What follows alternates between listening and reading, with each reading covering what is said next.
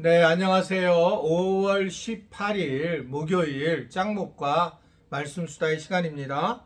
오늘 우리에게 주신 하나님의 말씀은 사무엘상 25장 36절부터 44절의 내용의 말씀입니다. 하나님 말씀을 보시겠습니다. 아비가일이 나발에게로 돌아오니 그가 왕의 잔치와 같은 잔치를 그의 집에 배설하고 그게 취하여 마음에 기뻐하므로 아비가일이 밝는 아침까지는 아무 말도 하지 아니하다가 아침에 나발이 포도주에서 깬 후에 그의 아내가 그에게 이 일을 말하매 그가 낙담하여 몸이 돌과 같이 되었더니 한 열흘 후에 여호와께서 나발을 치심에 그가 죽으니라. 나발이 죽었다함을 다윗이 듣고 이르되 나발에게 당한 나의 모욕을 갚아주사 종으로 악한 일을 하지 않게 하신 여호와를 찬송할지로다. 여호와께서 나발의 악행을 그의 머리에 돌리셨도다 하니라. 다윗이 아비가일을 자기 아내로 삼으려고 사람을 보내어 그에게 말하게 하매 다윗의 전령들이 갈멜에 가서 아비가일에게 이르러 그에게 말하여 이르되 다윗이 당신을 아내로 삼고자 하여 우리를 당신께 보내더이다 하니 아비가일이 일어나 몸을 굽혀 얼굴을 땅에 대고 이르되 내 주의 여종은 내 주의 전령들의 발 씻길 종이니이다 하고 아비가일이 급히 일어나서 나귀를 타고 그를 뒤따르는 처녀 5과 함께 다윗의 전령들을 따라가서 다윗의 아내가 되니라. 다윗이 또 이스라엘 아히노함을 아내로 맞았더니 그들 2사람이 그의 아내가 되니라. 사울이 그의 딸 다윗의 아내 미가를 갈림에 사는 라이스의 아들 발디에게 주었더라.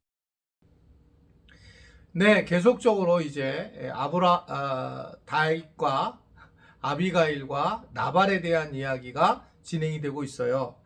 아비가일이 이제 나발을 만나는 장면이죠. 나발은 돌아와서 왕의 잔치와 같았다라고 그렇게 생각을 하게 되었습니다. 왕처럼 자기가 되게 행복한 아주 교만한 삶을 즐기는 그런 모습이 오늘 본문에 나와 있습니다. 결국은 자기가 도와줘야 할 다윗은 돕지 않고 자기 자신은 아주 성대하게 잔치를 즐기고 있는 그런 모습이죠. 그때 이제 이 아비가일이 자기의 남편인 나발에게 이 다윗이 지금 어떠한 분노를 갖고 어떻게 하게 되었다라는 이야기를 하자마자 그는 열흘 후에 죽게 되는 상황이 되는 것을 볼 수가 있습니다. 결국은 이 어떻게 보면 나발의 마음에 두려움도 있었고 또 걱정과 염려도 있었지 그냥 편안한 마음이 아니었다라는 것을 보게 되죠. 그래서 자기 자신 스스로도 이게 올바른가라고 하는 생각을 했을 거라고 생각을 해요. 근데 사람은 악하기 때문에 자기가 잘못했다는 것을 바로 시인하기보다는 다른 방식으로 더 악한 모습을 하게 되는 것들이 이제 우리의 어떤 모습이라고 보여지게 됩니다. 그래서 선을 행하는 사람과 악한 사람이 붙었을 때에 악한 사람이 더 악하게 되는 경우가 굉장히 많이 있는데 그런 경우에는 자기의 악한 것을 악한 것으로 막아서 합리화시키려고 하는 모습들이 우리에게 있기 때문에 그렇습니다. 우리 그 딸이 얼마 전에 이제 그 서울에서 전세를 얻었었는데 깡통 소위 전세가 이제 걸린 거예요. 그래서 굉장히 어렵게 그 전세를 빼놓는 과정을 봤습니다. 정말 그 집주인의 횡포로 어려움을 겪더라고요. 물론 다행히 빠져나왔지만 근데 이번에 보니까 뭐 빌라왕 같은 사람들이 결국은 이 청년들의 그 대출 전세 대출에 대해서 결국 엄청난 악을 행하게 되고 더 머리를 써서 악을 행하는 모습을 보이잖아요. 어떻게 보면 어떻게 사람이 그럴 수가 있을까라고 볼 때에 사실은 사람은 본래 악하고 그 악한 모습이 이렇게 드러나는 것이 실질적으로 나타나는 현상이다 이렇게 보여지는 겁니다.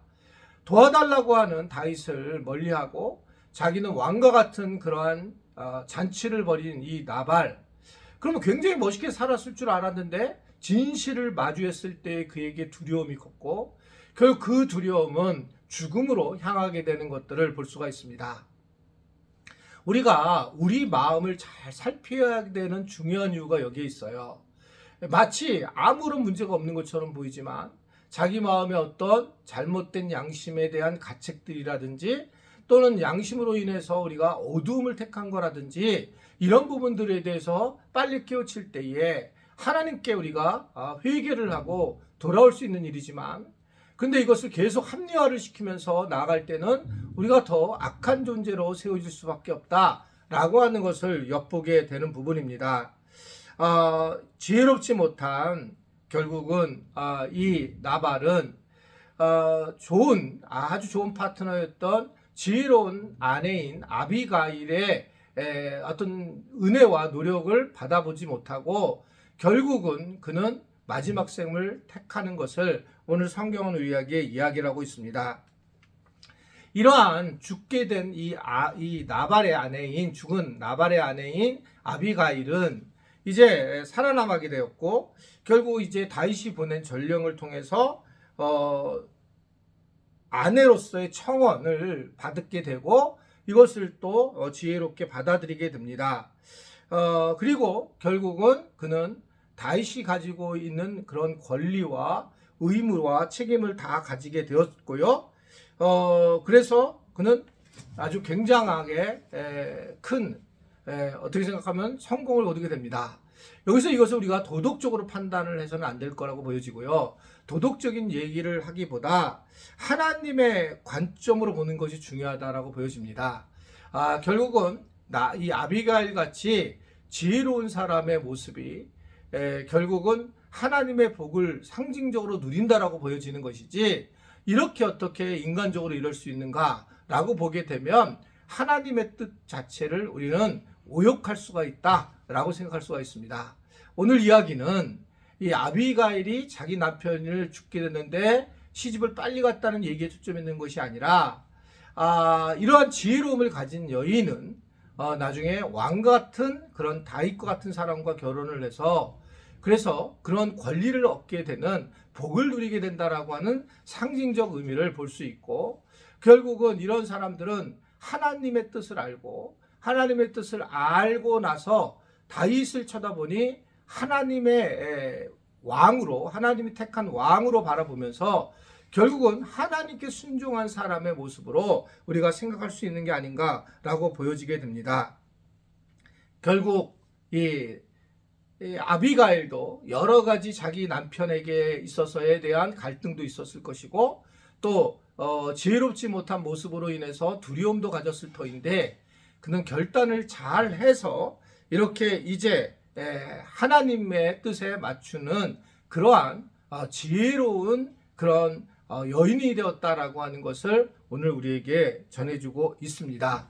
하나님의 뜻을 이어받은 그것을 알아차린 우리 아비가일을 우리가 기억해야 하고, 또 이 아비가일을 바라본 다윗의 어떤 시선도 결국은 한 여인에 대한 이야기라기보다 지혜를 선택하는 다윗의 어떤 통찰력을 우리가 함께 보게 되는 것입니다.